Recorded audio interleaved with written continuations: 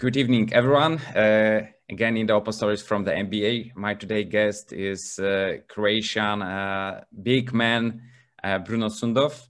7 seasons in the NBA with 5 teams. And Bruno, could you tell me, let's start from the beginning. Who was your favorite basketball player when you were a kid? First of all, thanks for having me on your podcast. I'm really happy we can chat a little bit about the past, about my experience from the NBA. So, sure, let's start. My favorite player when I was growing up was Dražen Petrović, for sure. Mm-hmm. He was the icon. He was the idol of all of our kids, and was start following and practicing basketball. So definitely it was Dražen Petrović. Mm-hmm. And do you've got the chance to see him live when he was playing? No. He died 91, I think. Mm-hmm. I was 11 years old. I started playing basketball like 2 years after that. Mm-hmm. So I really haven't a chance to watch him live, unfortunately. Mm-hmm. But I watch him on TV many times. Like on TV, live, yes, but live, no. Mm-hmm.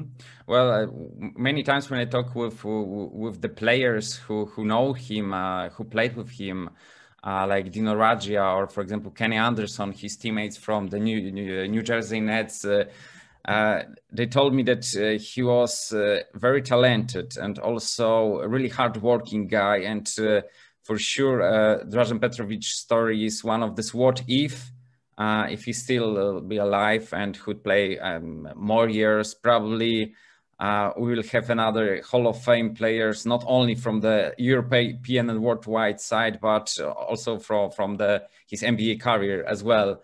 And so Dražen Petrović, I guess he was an icon on the Balkans. Do you got also chance to play with the other players who you look at them when you were a kid or youth?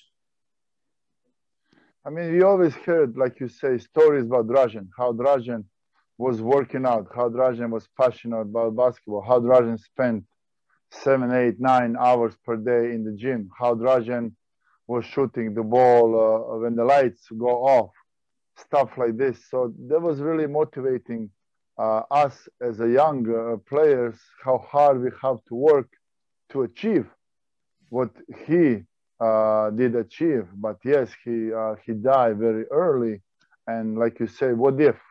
But I think with the age he died, he accomplished a lot. He opened the doors for all of us after to follow his path. In the beginning, the NBA wasn't so open for European players, and there was rarely players to go in. But lately, as you can see, every NBA draft have 5, 6, 7, 10 European players. This is uncommon. Mm-hmm. It's not uncommon now.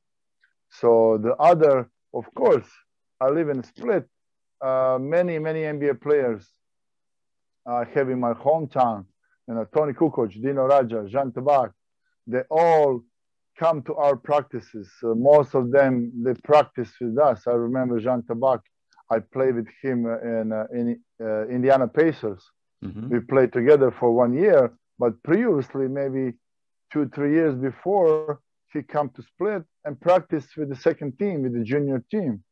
So with him, I have pretty much the best relationship even then and even now. Like he was my ex-teammate, we still talk, stuff like this. But you have, like I say, Toni, Dino, Žan. We have many players in our own background. They've been before us to the NBA. So they all give us advices, mm-hmm. What to do, what to not to do when you get there. So it was kind of a little bit easier. Mm-hmm. With Žan Tabak, we've got experience in the Polish basketball league because he's now the coach of Zielona Góra, yes. And many years ago, he was also coach in the Trefl Sopot. And the north part of Poland, so we know him not only from his NBA career. And when Dallas Mavericks selected you in 1998 draft in the second round with the 35th pick, What was your reaction? Did you expect that you will be drafted by NBA team? No, I don't. I know day before they put me to the draft. I know that far, but for me to be selected, you know, like they all say, yes, we have few promises for few teams. You might get selected, but nobody really promised you. I said, listen, we will get you. So I wasn't really paying too much attention to that part. I was with the national team at the moment, and I know draft was happening, and I wake up, I don't know, 8 in the morning, and I have already, I don't know, 10, 11 missed calls because the draft night was at the night, and we were sleeping here. And yes, I was big surprise. And then I woke up, I went to my parents. I was like, now what? What's next? You know, and then, you know, things happen in next few days. They explained to me, you can go, you don't have to go, you're young, so on and so on. But I decided to go. Maybe it was maybe a bit early. Maybe I should stay at the moment for maybe a few more years in a split. But at the moment, it was a decision I made, and I went to Dallas. Mm-hmm. And when you came to Dallas, you came with another rookie, the future Hall of Fame player, and also the future leader of Dallas Mavericks, Dirk Nowitzki.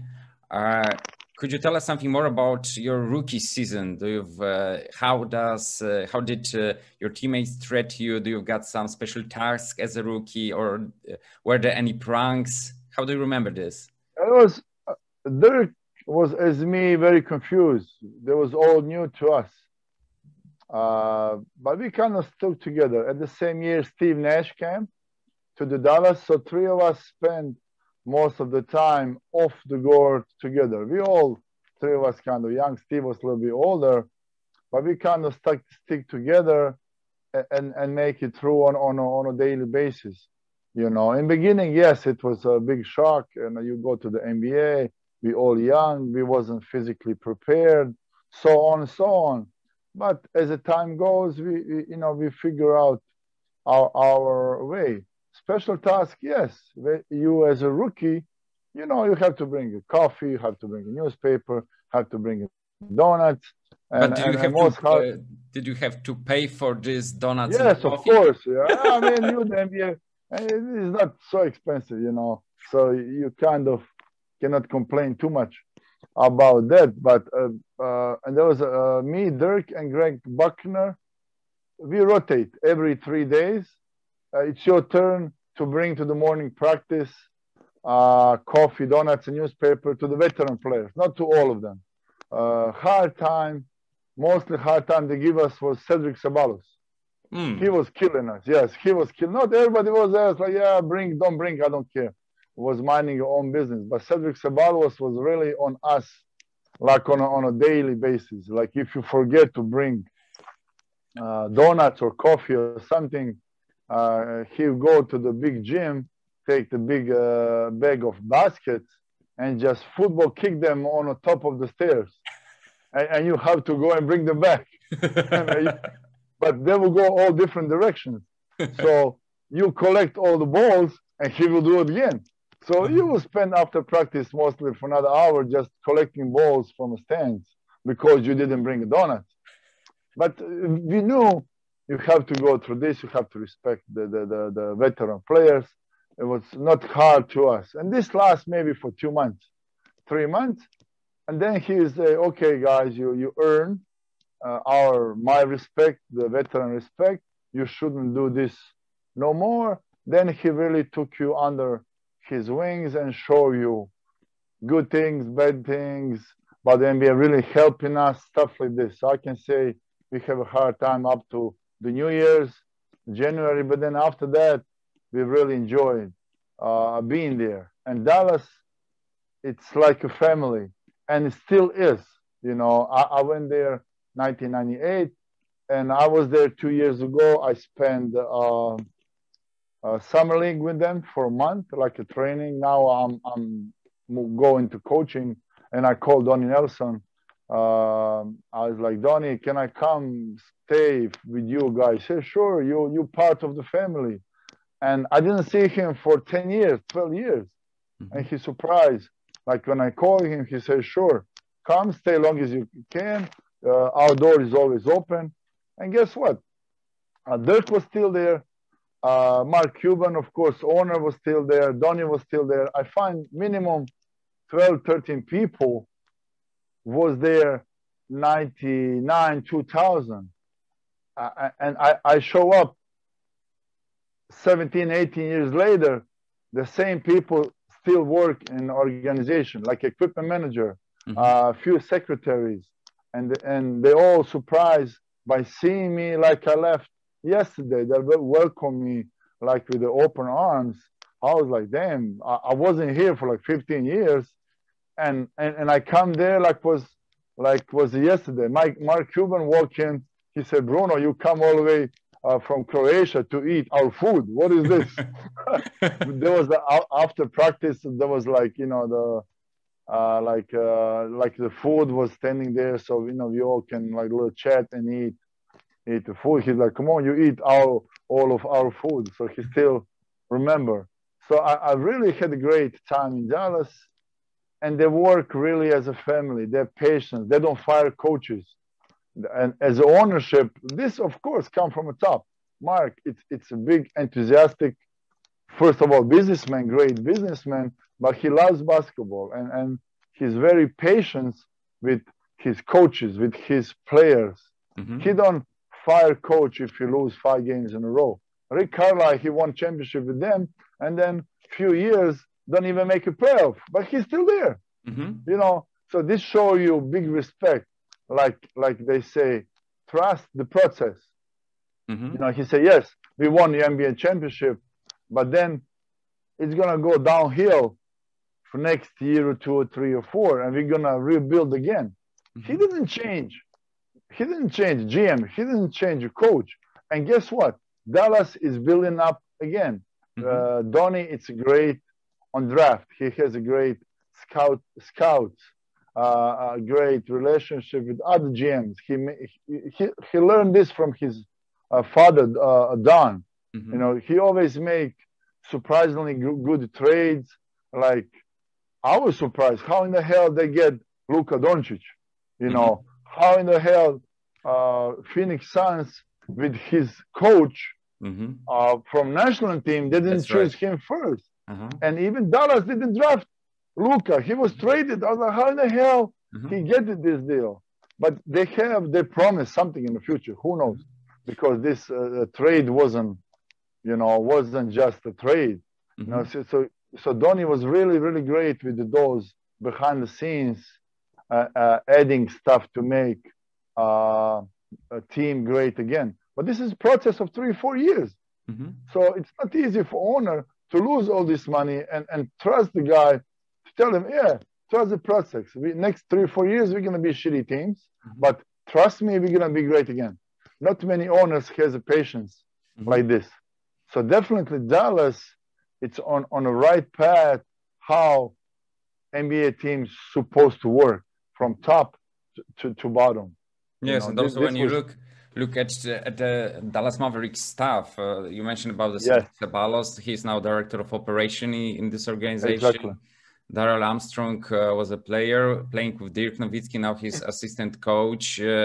And also, I think that Mark Cuban got talent to choose right person as a coach, because now they've got Rick Carlisle.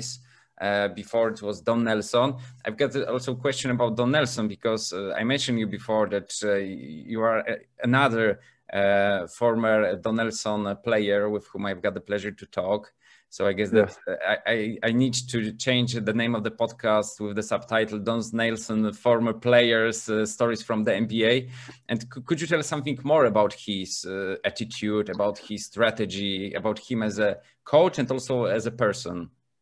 For me, very strange approach to the players, which I later on in my career, I always try to explain to guys, try to implement now me as a coach with the young kids, with him, it's all personal approach to the players.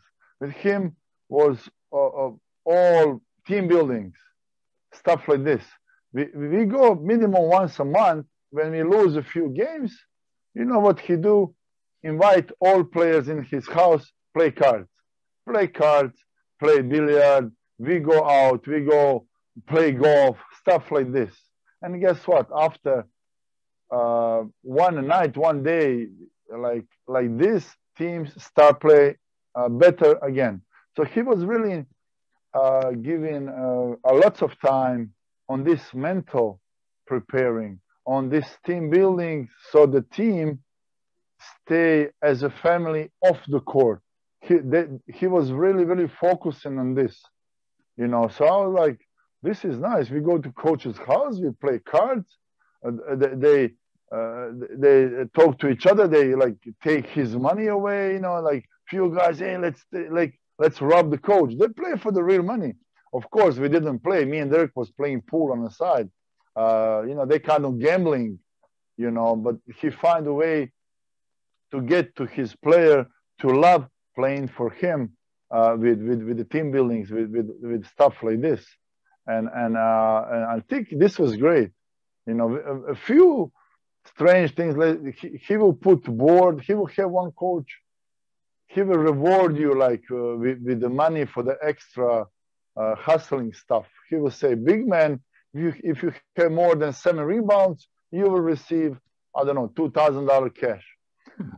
Who will take the first charge? He will receive a 500. Steve Nash, for the guards, if you have more than 3 steals, you'll receive $1,000. Stuff like this. So he will have one player who making a note. But then if you have few turnovers and if you don't box out, he will take the money from you. You know, if you're late on a practice, stuff like this. Definitely different approach, but it was working. And I find this very, very good. And, you know, like the way to treat your players, you know, and stuff like this. When you're in NBA, you receive for your team pretty much top of your talent. But how can you do to play hard for you? This is not easy.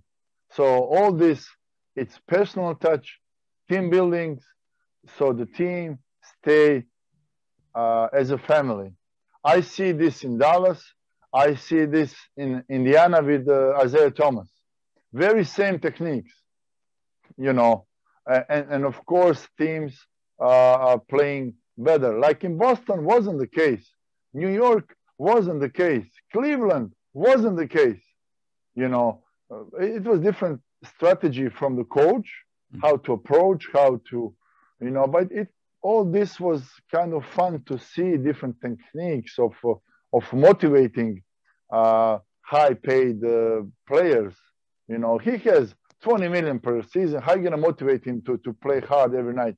This is the hardest part, you know. And I think Don Nelson and let's say Isiah Thomas has a definitely way of doing it.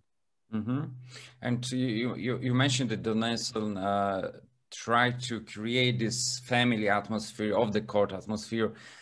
So after this rookie period, you say after New Year and January, who in your first seasons in the NBA was a player who you could say that he was a mentor for me? Because, for example, in Dallas at the beginning, you played with Deshaun Bradley and also with rest in peace John Hot Rod Williams. Did they were these mentors for you, or maybe the other players? Let's say in Dallas, it was Mike Finley. He was a captain of the team. So you can always go to him if you have problems, or even if he see you down, he will come to you and talk to you, you know. But they're all different personalities, of course.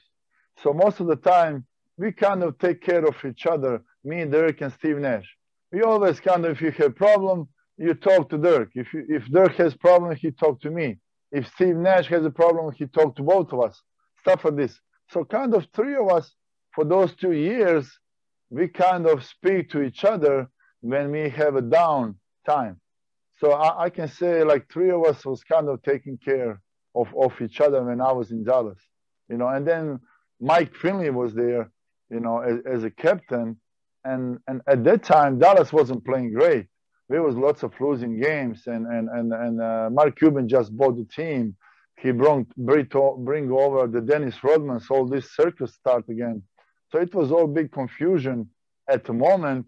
But you can say from the first meeting of Mark Cuban, when he come to us, he has agenda. He will come, guys, I'm basketball fan. I want this team to become champions. If this will come in a year, 2, 5, or 10, I will become the champion. This is one of his first sentences.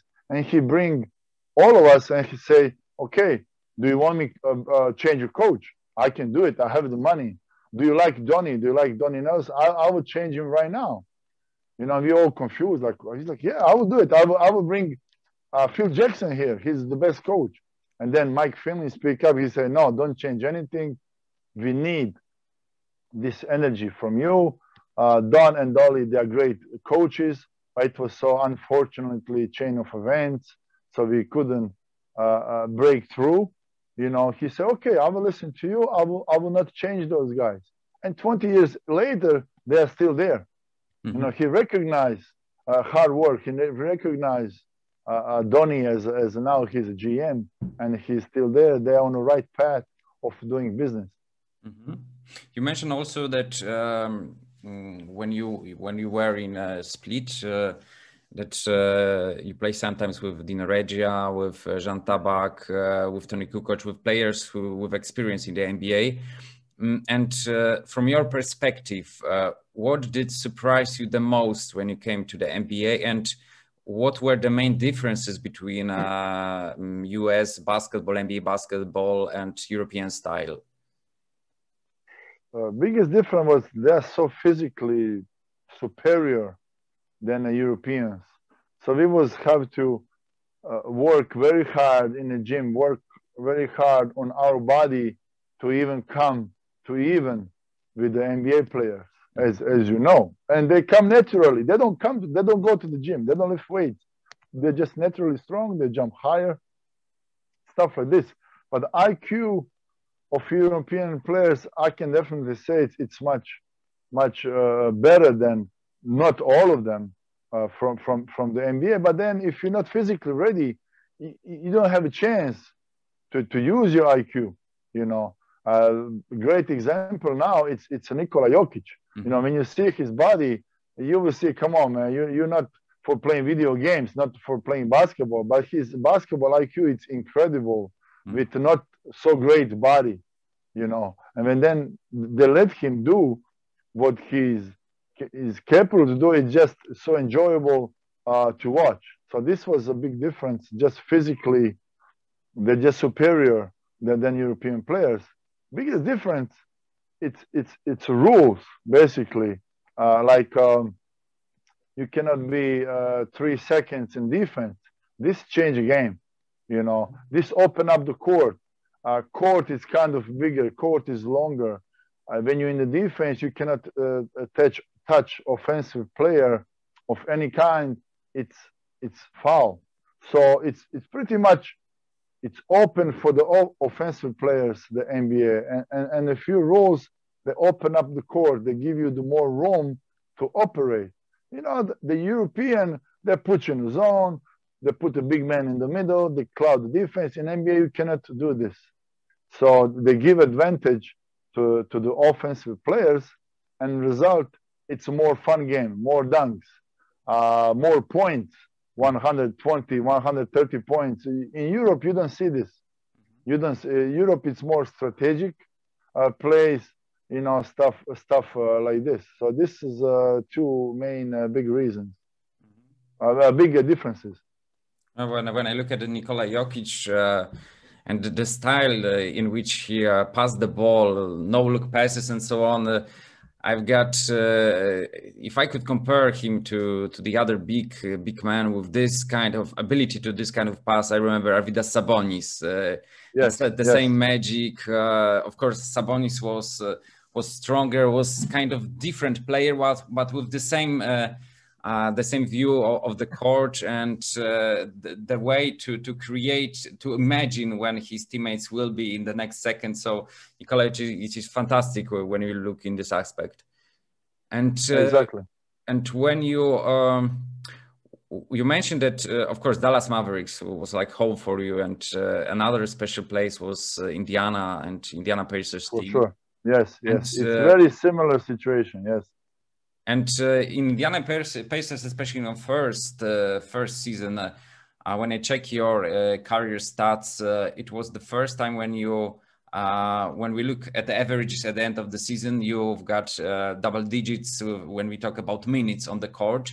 So yes. What did change? Was it all about experience that you feel more confident in the NBA, or maybe Isiah Thomas as another person who give you a chance and believe you? What was the main difference when you came to Indiana Pacers? First of all, I wasn't ready. I wasn't ready even been 18. I should definitely stay back home for a few more years to grow as a player, to grow my body, stuff like this.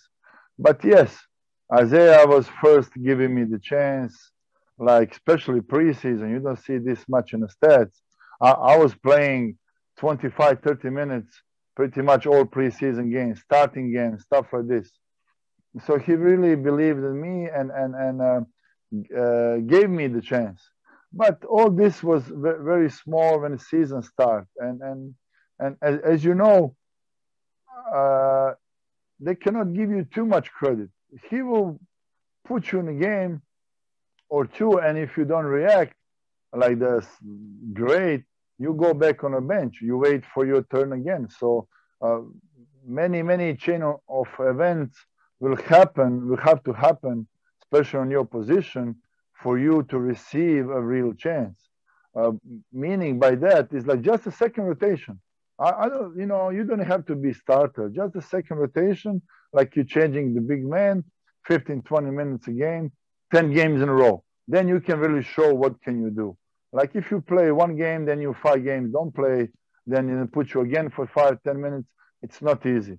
It's not easy. I remember the day before Orlando game, when I had my best game, Jalen Rose came to me. He said, we was on a plane to Orlando. He said, Bruno, Isiah told me you're starting tomorrow. I was like, damn, this is my first start. He said, don't worry, I'm the point guard. I'm going to give you all the balls. I was like, sure, no problem. And this was amazing. And I really have a great relationship with the Jalen Rose, with the Reggie Miller. And he said, don't worry, I have the balls in my hand. I will make sure you have plenty of shots. And that's what happened. Every time on the court, you see Jalen Rose, he just look at me where I am just to pass me the ball. I was like, damn, don't you have to play and make everybody happy? He said, no, shoot the ball, don't worry, I pass you again. I missed first 2. He's like, it's okay. He gave me the ball, really trusted in me. And guess what? I had a good game. I have a double-double game, or I don't know, stuff like this. But then the next game, I start again. I have kind of not good game. Third game, I start again. I had a bad game, and then that's it. I was on the bench for the next 10 games. So it's not easy to get in any kind of rhythm if you're not on the court. So I really had a great experience in Indiana, and maybe that was my second mistake. I should stay there more. I stayed there for 2 years. I was frustrating, not playing much, not getting my chance to go on the court. And then I moved to Boston. I have offer from Indiana to stay for 1 more year, but then Boston gave me 2 more years contract. So I was like, okay, if they give me 2 years, they kind of believe in me more, stuff like this. So I was never really catch my ground to show what I can do. There was glimpses, preseason in Indiana, I play great. Preseason in Boston, I play great. But then the regular season come, here and there, they put you in. and things aren't really going the way it's supposed to be. And how it was to play in New York Knicks, because you played there with the first Polish player in the NBA, Cezary Trybański. It was a time, I think that after or Dirk Nowitzki, or when he was drafted in the NBA, or then Pau Gasol, that it was easier for European, especially European big men to come and play in the NBA. And how it was to play in New York, because it's big market. Now it's the most expensive team in the league, and I guess that could be a pressure them from the fans. I will tell you right now. Dallas, great experience, family orientated. Everybody know what to do. Everybody know their own role. Indiana places, same thing, very stable team, a great management, coach, players, all this. Third, Boston, same kind of good management, playoff team. You know, the Paul Pierce and Antoine Walker was the captains, team playing very good situation again. Then where I went, New York, it was disaster, believe me. It was very, very, I don't know how to explain. Nobody couldn't get along with nobody. But then this start from the top, you know. Owner wasn't so much interested. Coach was Lenny Wilkins, who has no much respect from the players. Stephon Marbury was on a team. Nobody get along with him. It was a big mess. Team didn't playing well. News guys, they're like little rats around. They're looking for some kind of headlines. You know, for example, every team has 2 or 3 news persons who travel with us. New York has 20. So this is big difference. I'm sorry. This is big difference. So you have 2 or 3 guys in a season that travel with you on a plane, on a bus, you know, and you get kind of familiar with them. New York have 20. So 20 people constantly ask you something. They constantly, I heard this guy don't like you. I heard you're going to get traded. I heard coach is going to get fired. They all try to get something from us to make a big headline. So first time in New York, we have a training how to speak to the media. You have a training how, yes, so they will provoke you. They will try make the how to avoid the questions you don't want to speak about it. So we really in the beginning, every single player, especially young player, has a training how to speak to media, but don't say too much. So this is my experience in New York. It was big mess. Actually, Isiah Thomas brought me to New York because he was a GM. At the time, he was my head coach in Indiana for 2 years. And I really didn't want to go back to the league because for 3 years, I didn't play. So I basically want to sign with the team in Germany. And we agreed everything. And next morning, I supposed to get in flight. And then Isiah called. He said, I just took New York. I want you back on my team. I was like, Isiah, man, I want to play. I like the NBA and all this, but this is no fun. Sit from a bench. Yeah, you will play. Come. I need a player like you. And then I go back again to the league. And there was a big disaster. You know, so there wasn't good situation. With Cezary, if I remember correctly, we crossed paths very shortly together. We wasn't there for the whole year. I cannot remember him as we spent much time together. So this, I think, they can be when I was in New York on a 10-day. This is very possible. I catch with it. Cezary, we went, I think, once or twice to the dinner. He was injury or something like that. So we really didn't spend much time together, you know, at the time. So I think he was there when I was on a 10-day.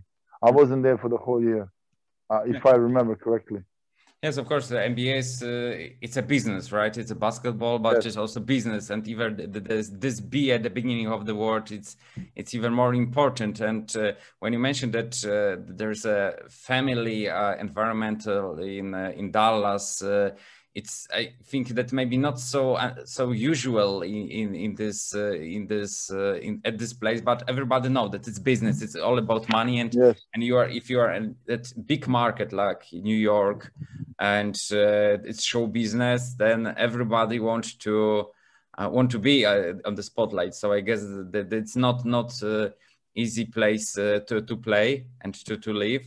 And when you look at your NBA career, who was the toughest center to guard from your time when you spent in the league?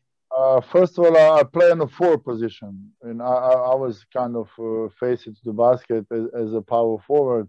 But yes, I did guard many times centers because of my side, because of my size. Definitely number 1 toughest player, like you hitting the wall, was Karl Malone.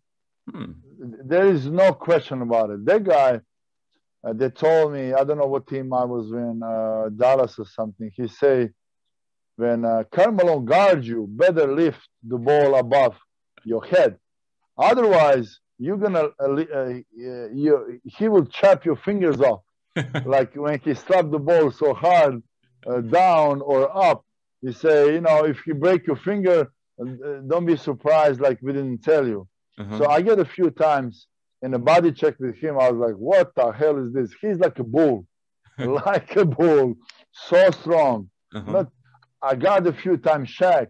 Yes, big body and all this. But believe me, Karl Malone was stronger, tougher than him for sure. No question. No question about it. So tough this is the problem. Oh my God. Just so like you hit the wall, you don't move. Like you cannot do nothing about it. Like when if you try to go with him or body to body, you will probably end up on the floor. And after NBA, because you left NBA, as I remember, when you were 24. Yes. So you're a really young player, and you played in many, mostly European leagues, like in Belgium, Israel, Spain, Hungary, Latvia.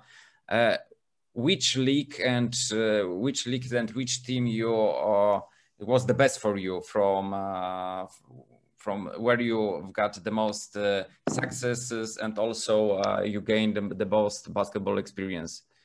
If I remember correctly, in between, when I was in NBA, I went to the Maccabi Tel Aviv.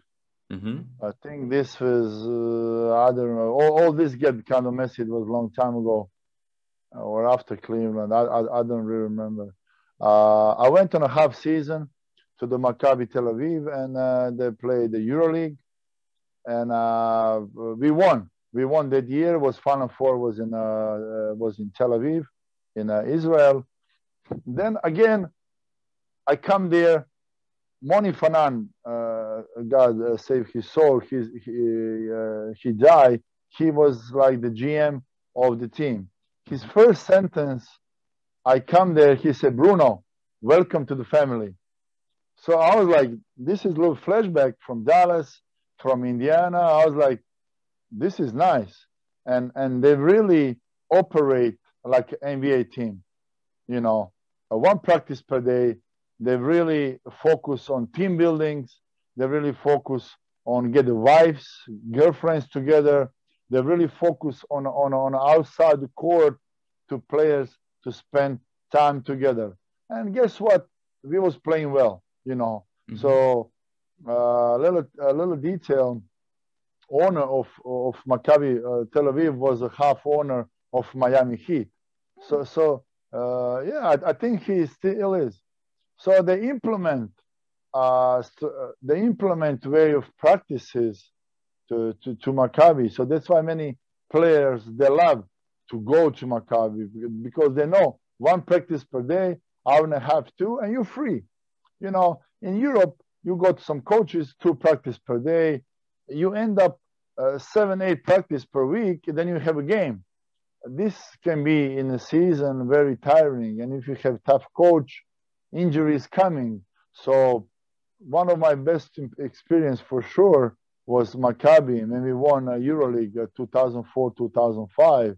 And you know, when you left, when you leave, when you left above your head the trophy of the EuroLeague, this must be accomplishment of your basketball career. And then Final Four was in Israel.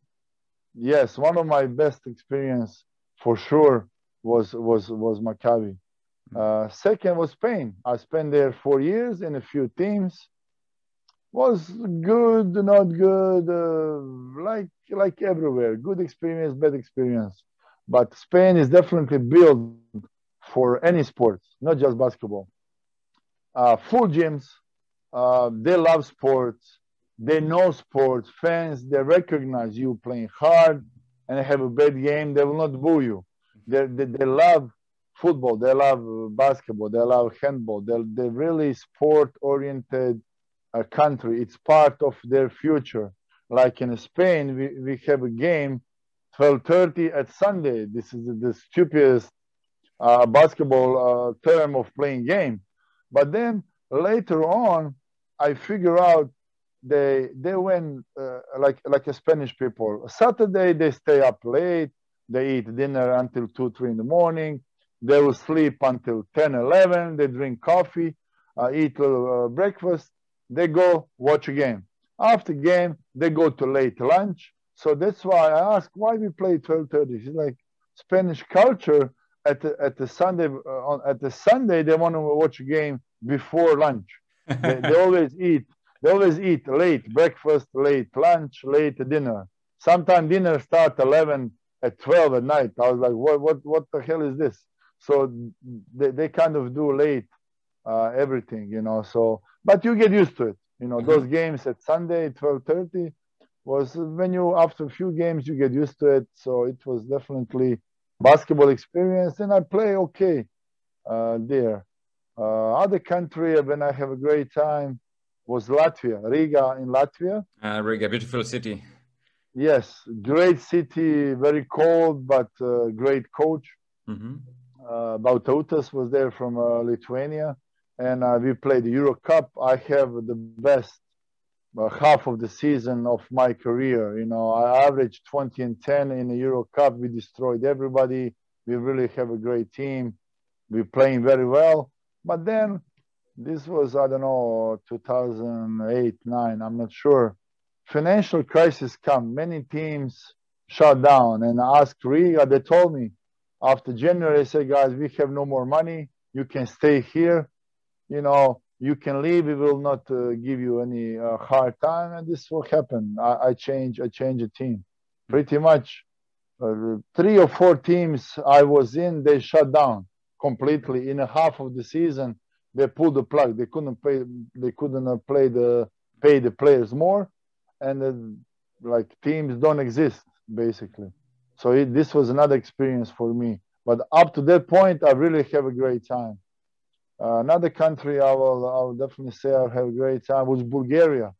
I spent there for 3 years. Many people say, why Bulgaria? I have a great time on the court and off the court. They're like Balkan mentality. I play for the top team. We play the European competition. We was playing great, pretty much won every game. Coach was very Jovic Arsic. He has a great basketball knowledge. He really took the best of all of us who was there. And he's probably one of the coaches I really admire. I really will try to follow his footsteps of approach of the basketball game. Very simple, not hard. Again, same like the other teams. Mental approach, talking, team buildings, stuff like this. So this is, I come to maybe across 4 or 5 teams, and all of those teams, the coach or owners asking us to do, we was playing well.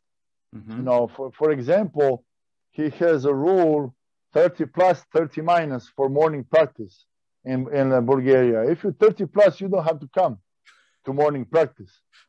If you want to come shoot on this, it's up to you, but you don't have to come. But what do you have to do? There was one bar in front of gym. You practice. It's 10 o'clock. Finish 11:30. He say you don't have to come to practice, but the players who didn't come to practice, when I finish the practice, when I walk in this bar, I want you to see you sitting together, drink coffee. Okay. So he will come after every practice, 11:30, and I like sit there for 20 minutes with us. We drink coffee, we talk a little bit, and he go. Eating donuts. Say, guys, yeah, not donuts, but he again, like other teams, other coaches, he put focus on a team building outside the court. This is, and I agree, this is very, very important in the long season. Very important when you have 2 games per week. Very important when you have 3-4 games in a week, like in the NBA. You know, if you don't like each other, if you don't spend much time off the court together on the court, you'll be the same. Mm-hmm. You know, you will not pass the ball because you don't like this guy. Stuff like this. So those teams, they're really forcing the team building. They're really forcing players to spend time together off the court. Mm-hmm. You know, and every single team with this strategy was playing well. This is not accident, you know. Mm-hmm. And did you try to come back to NBA during your career in Europe? You've got some offers.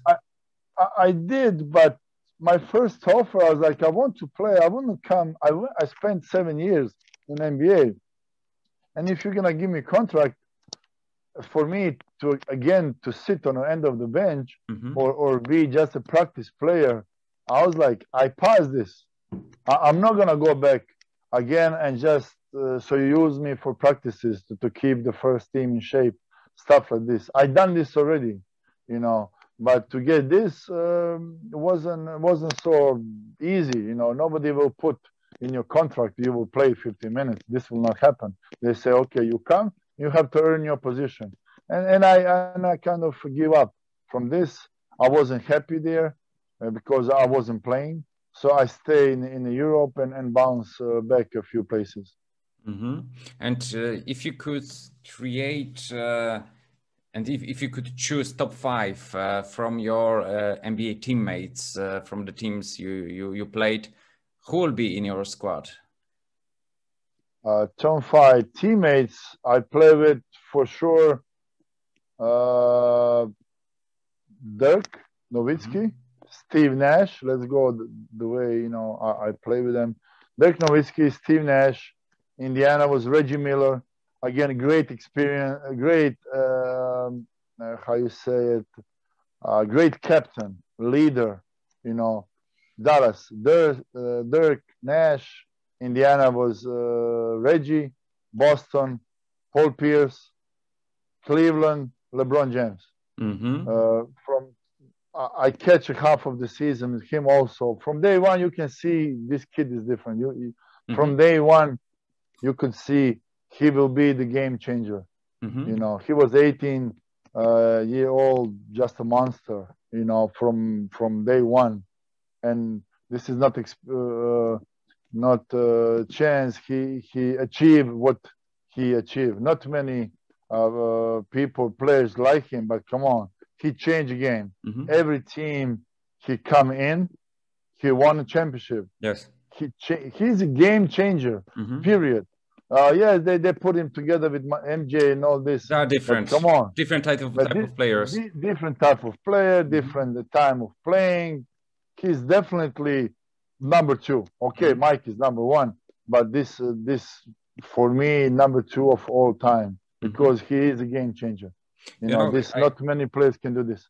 I'm reading now Sam Smith, Jordan Rules, and there's one chapter when Sam Smith described, I think, in the best way that Michael Jordan is the best individual player for sure. And from this beginning of the 90s, he described Magic Johnson as the best team player. For sure, and I think from today's perspective, LeBron James is higher from my perspective, he's the second best all-time player. And when you look at him, he's the third player with the 35,000 points in the career. Yes. And it's rising. And still, he's also 8th and the list of top passers, of top assist players. So it's amazing. And you played with the young LeBron James, who got the different beginnings in the NBA than Dirk Nowitzki, who've got not this kind of all-star approach to the league, but you played with him in his 2 first seasons. How do you remember his development? And I guess that Don Nelson and Mark Cuban don't push him to be the superstar from the beginning, but give him a time. How Dirk changed from the first steps in the NBA till the second end of the second season when you were? I will from day one. First of all, Dirk, it's German engineering, you know, like a hard worker from day one. Me, Dirk, and Steve Nash was making assistant coaches crazy because we was very young. I was 18, Dirk was 19, Steve was maybe 20, 21, I'm not sure. And we used to practice twice per day, right? In NBA, you practice once per day, 2-3 hours, you'll be in the gym, and then you go home. But we get bored. At home, we don't know what to do. We have no wives, we have no girlfriends. So we choose like a strength conditioning coach and an assistant. At time was a Kiki Wonderway, Wonderwege, something like this. I don't know how to pronounce his last name. Yes. He Blazers was assistant. and Nuggets star. Yes. He was assistant. So we took Chad Lewis. He was strength conditioning coach, and Kiki. We was there every single day, twice per day. And, you know, like after 2 months, coach was like, "Come on, Bruno, Steve, leave us alone. We have families, we have life outside of this." But we was like, "Okay, we don't need you." So we 3 of us will go to the gym. You have a little pass code, you can enter. You don't need, you turn the lights on, you have the balls and you shoot. You know, so for a few months, we was going alone from 6 to 7:30 at night, or from 7 to 8 or whatever. We go alone and do some extra work. So for those 2 years, what Dirk achieved and what Steve achieved, it's not coincidence. They're really, really hard workers. I was there from day one. You know, I was there when Dirk has bad games. I was there when Dirk shoot 1 from 15, 1 from 17. And you know what Don say? He says, "Son," and then he shoot 1-2 bad games. He didn't want to shoot. He will shoot 3-4 balls, and he didn't want to shoot. He has a meeting in front of everybody. He said, "Dirk, next 5 games, if you don't shoot 20 balls per game, I'm gonna trade you." Yes, listen, Steve Nash, you're the point guard. He's your buddy. You come, you make those assistant coaches crazy. You come work hard. You're the point guard. Pass him the ball. I want the Dirk next 5 games to shoot 20 balls. I don't care if he shoot 0 for 20. He say, "We are shitty teams. We're losing. Anyway, who gives a shit?" Head coach speaking in front of everybody. He's like, "What can we do? We have 82 more games, 82 games in the season. Who will notice if Dallas lose 5 more? I want to make Dirk a player. Steve Nash, you're going to help me with this." And he was 19. So he really has a push in the back from day one from a head coach. And yes, next few games he has bad games. And then guess what? He gained confidence. Balls start going in. And as a Dirk, as a hard worker, working extra, he earned all of this because Dirk was same like Nikola Jokic. Doesn't have great body. Doesn't have athletic body, but great shooter, great basketball IQ. So with a little push in the right time from coaching stuff, he achieved what he achieved. Later on, you don't need when he gained confidence, when he decided the game by a shot, stuff like this. But all this he earned it by working hard. Mm-hmm. I think that of course, when you are looking at NBA, that they expected for the player to be really athletic, and maybe that's why they decided to choose, for example, Aiton or Bagley from the top to place picks in the NBA draft. Then Luka Doncic, because Luka Doncic again not great body, like a typical basketball NBA player. Yeah, again same thing. Dallas took him and believe in him. Son, go play, have fun on a basketball court. Luka, it's probably one of the, last 20 years, he smiles when he plays. You don't see that many players who are enjoying playing basketball. He makes jokes, balls behind the back, all these trick passes, and he smiles. When I first noticed Luka was, 5-6 years ago, when he was in junior in Real Madrid, I was like, what the hell this kid is doing?